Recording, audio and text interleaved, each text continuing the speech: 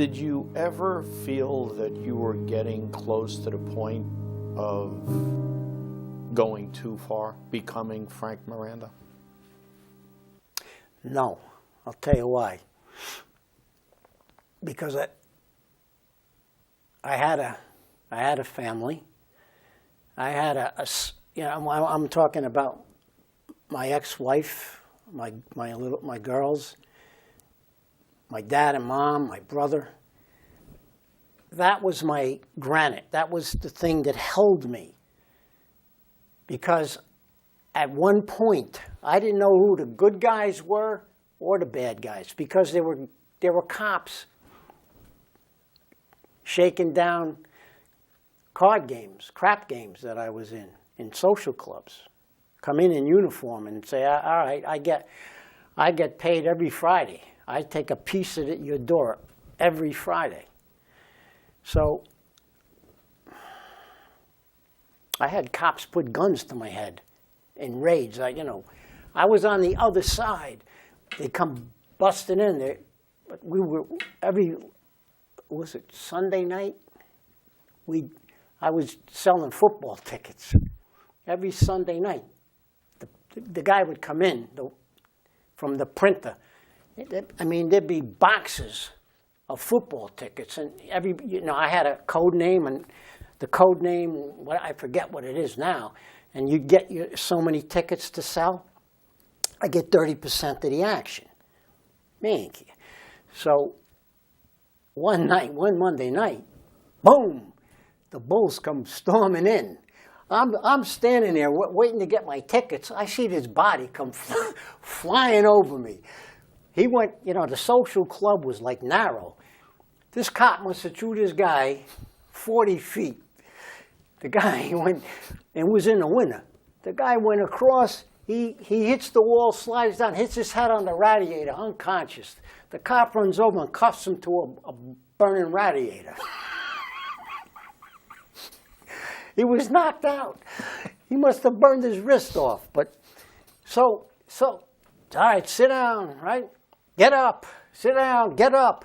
Some cop comes over to me, puts a pistol to my head. I'm against the wall, right? Puts a pistol to my head. He says, get against the wall. Now I'm thinking to myself, what the f*** does he mean? I said, sir, I am against the wall. Would you like me to go up or down? Please. Take the pistol away from my head. Tell me your balls don't swell. My nuts were on fire. So, I don't know how many cops have experienced that. So when you asked me the question, did I ever lose? I didn't, but look, in organized crime, not everybody's a killer. Numbers guy, some of these guys are meek. They don't want to bother nobody. They don't hurt. But then there's the